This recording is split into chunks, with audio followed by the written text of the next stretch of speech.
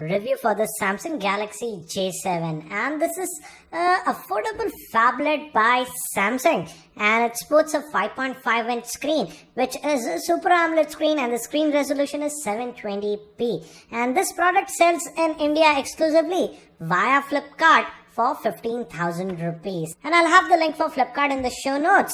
And overall, I would say the performance of this phone was very good. I was a little bit skeptical when I got this phone because this smartphone uses the new Exynos processor. That's the Exynos 7580, which is an octa-core chipset by Samsung. And so I was a little bit skeptical, but I have to say, now I have tested this phone for over 3 weeks, and now I got a software update. So it looks like Samsung is not ignoring this handset. We'll be getting some updates. For the most part, I would say in terms of the UI, it has that new Samsung UI, and it was lag free. So that's a good thing. I was worried about the lag, but I have to say it is lag free, even though it has just 1.5 gigabytes of RAM. And let me give you a physical overview. On the top, actually, we have nothing, and we have it intended to open the back cover. I'll show you. This is the power button, and this is again looks like metallic, but this is again plastic. The entire body is actually plastic. Moving towards the bottom, we have the 3.5mm headphone jack, the micro USB slot that will be used for charging, the main microphone, and on this end, we just have the volume rocker. And in terms of design, I would say it looks like a typical Samsung phone from the last generation, the plastic bed. But moving to the front-facing camera, we have a 5-megapixel front-facing camera, earpiece, and the cellular call quality was very good. And you'll notice this, and this is not a LED notification light, but this is a LED flash. We don't have a physical LED notification light. And on the bottom, we have two touch-type capacitive buttons, but again, sadly, if you notice, these are not backlit. So Samsung is cutting some corners with this phone, and we have the home button, and we have that gesture. If you just double tap, it quickly opens the camera, and this is the front facing camera. Let me just move to the rear facing camera. And the good thing about the camera is that even the rear facing camera is actually really good. It's a 13 megapixel shooter with f1.9 lens, and we also have an LED flash. This is the opening for the speaker, and the Samsung branding, and it says 4G duos, and it's a 4G device. And as I told you, you can open the back, and this reveals the battery. The battery is user replaceable. It's a 3000 milliamp hour battery, and I have to say the battery life that I was getting on this device was excellent. I could easily get around 5.5 hours of screen on time with this device, and the standby time is nothing short of incredible. I was getting really good standby time, so I did some tests. Let me show you that a bit later, but here you can add your 2 SIM cards, one over here, one over here, and we can also add a micro SD card. So support for micro SD card is also there. And before we continue, let me give you a configuration overview. This Galaxy J7 is powered by the Exynos 7580 processor, which is an octa-core processor clocked at 1.5 GHz. Regarding the GPU, it has the Mali T720 GPU. It has 1.5 gigabytes of RAM, 16 gigabytes of internal storage. Micro SD cards up to 128 gigabytes can be added. Moving towards the camera, the rear-facing camera is a 13 megapixel shooter with LED flash, and the front-facing camera is a 5 megapixel also with LED flash. Regarding the battery, it has a 3000 milliamp hour battery, and it weighs 171 grams. So as you can see, it has some very good specs. Now, as I was talking about the battery life, as I mentioned, was very good. And let me actually show you the standby time I was getting. I was getting some incredible standby time, and I put my secondary SIM on it. That does not get a lot of usage, but I did want to test the standby time. And just notice this. It was off the charger for 12 days. It's not 12 hours, guys. It's 12 days, as you can see. 12 days. And yes, I didn't use the phone a lot because it was my secondary, but the standby time was incredible. One of the best that I've seen on any device. And in terms of, I would say, battery life, you shouldn't have a problem with this device. It could easily last between 5.5 hours to 6 hours of screen on time.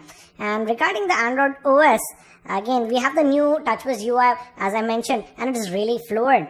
It comes out of the box with the Android version 5.1.1. That is Android Lollipop. Also regarding internal storage, we have 16 gigabytes of internal storage as I mentioned, and you get about 12 gigabytes, and you can also add a micro SD card, and yes, it does support USB OTG. So in terms of storage, I would say it was fine. And as I already mentioned, in terms of the UI, this is the new Samsung UI that we get, and again, I did not notice any lagginess when I used this device.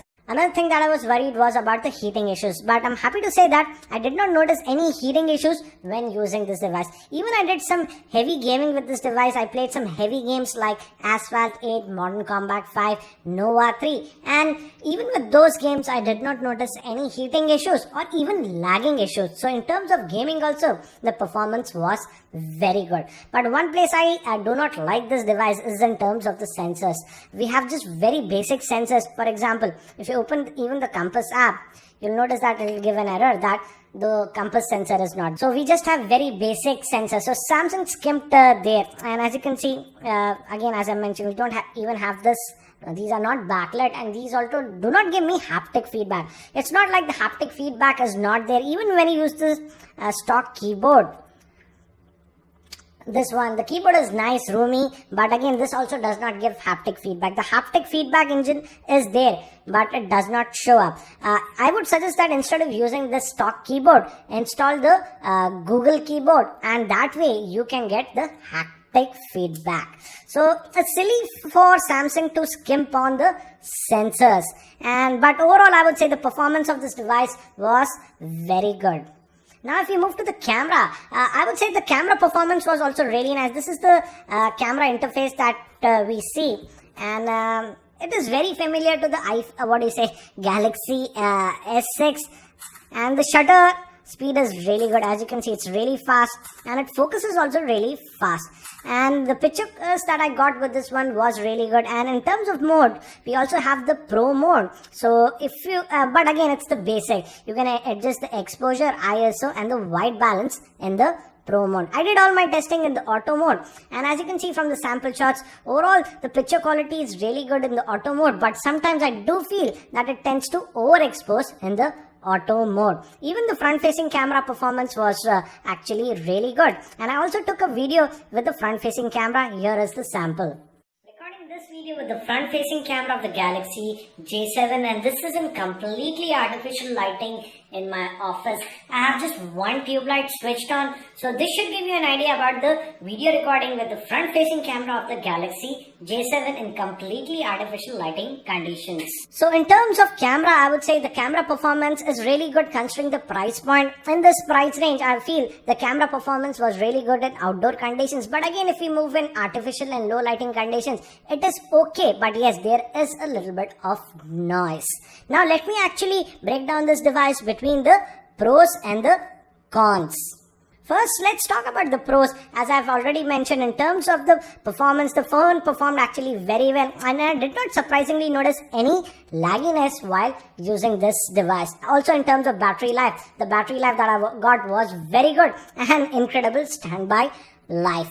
Also, the camera, as I mentioned, is good.